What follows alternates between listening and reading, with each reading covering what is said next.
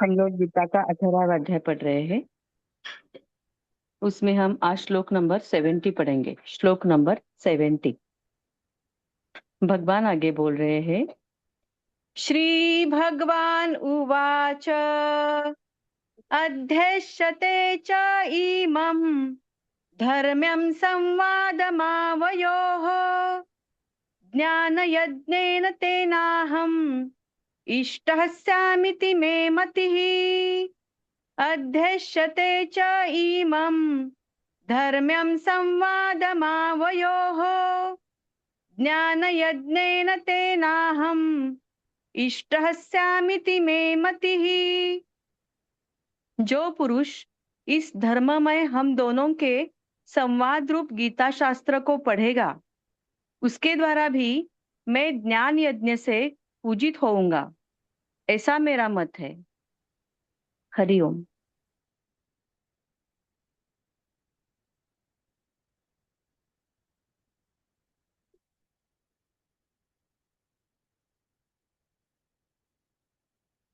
श्रवण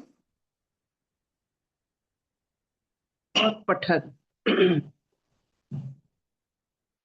ये दो तरीका होता है गीता को प्राप्त करने के लिए। और श्रवण और पठन से जो हमारे मस्तिष्क में एक रास्ता बनता है, बार बार गीता की श्रवण और या पठन से, श्रवण करो या पठन करो, इससे एक रास्ता बनता है, एक दिशा बनती है हमारे सोच में। वो दिव्यता ये आध्यात्मिकता होता है। आध्यात्मिकता कोई लक्ष्य नहीं, वो एक पथ है। खुद को बनाना पड़ता है। ये पथ किसी और की आध्यात्मिकता के पथ में चलना मुश्किल होता है। आप श्रवण कीजिए, पठन कीजिए, अनुभव कीजिए और अपने मस्तिष्क में, अपने सोच में उसका रास्ता बनाए। कहाँ तक पहुंचने के लिए, ईश्वर तक पहुंचने के लिए, ईश्वर प्राप्ति के लिए माध्यम बनाते हैं, रास्ता बनाते हैं। वही होता है आध्यात्मिकता। जो व्यक्ति श्रवण और पठन से आध्यात्मिकता के रास्ता बनाकर ईश्वर की तरफ चल पड़ता है, मानो वो संसार जीत लिया, सब कुछ प्राप्त कर लिया। ऐसे प्राप्ति गीता और श्रवण की पठन से ऐसा होता है कि आप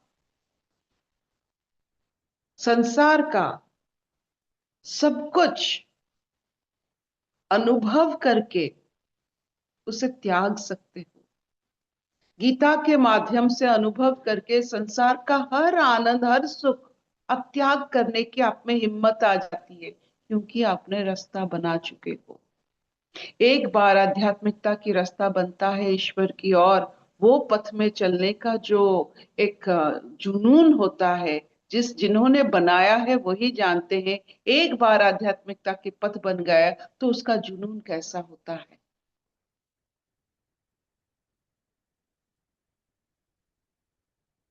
और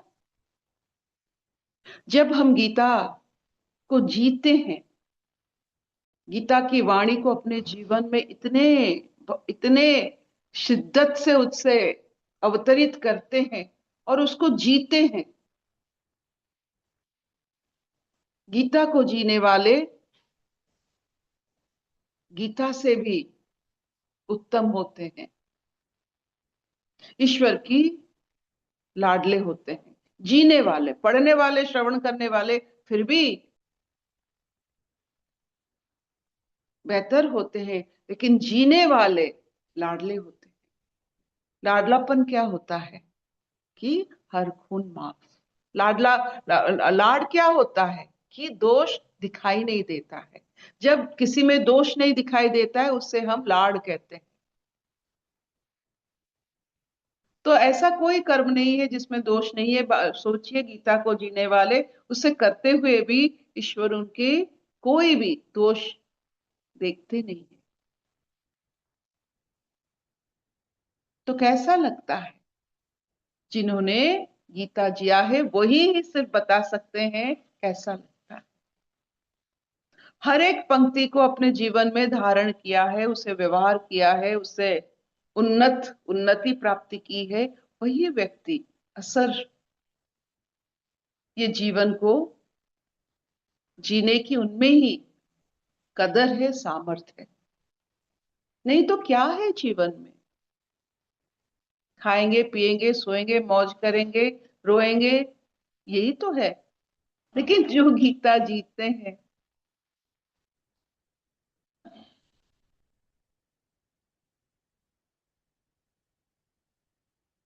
और ये बहुत सहज है।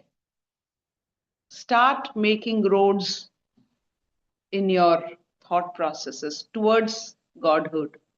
ईश्वर की तरफ रास्ता बनाइए और देखिए ये रास्ता, संसार के रास्ता कितनी सुखद हो जाती है। मन में ईश्वर की रास्ता और प्रारब्ध के माध्यम से संसार के रास्ता, ये बहुत ही सुंदर मिलन होता है।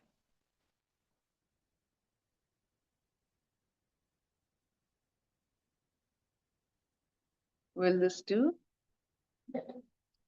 क्या इतना चलेगा? हाँ मामा चलेगा। कोई प्रश्न? पूछिए।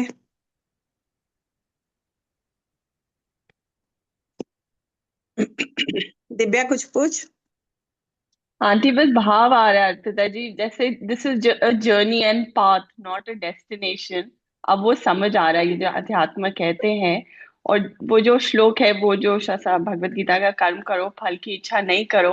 और आप लोगों की वजह से मैं एक्चुअली अब जी पा रही हूँ कि I am enjoying the journey on a daily basis, नहीं और फल की चिंता नहीं कर रही हूँ।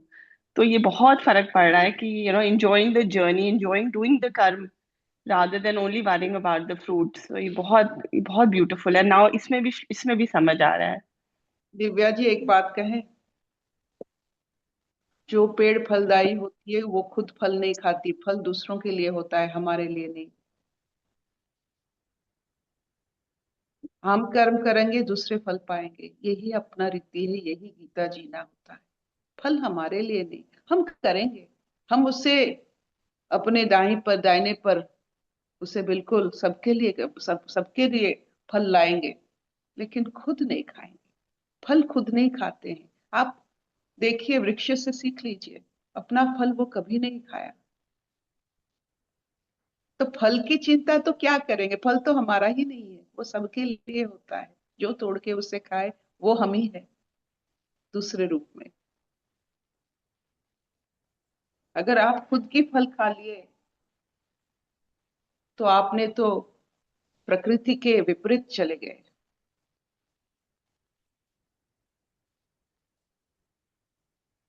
हशतो मां सद्गमय, तमसो मां ज्योतिर्गमय, मृत्युर्मां अमृतंगमय। सर्वे सुखिनः सन्तु, सर्वे सन्तु निरामया, सर्वे भद्राणि पश्यन्तु, मा कश्चित् दुःखभाग् भवेत्। ओम शांति शांति शांति।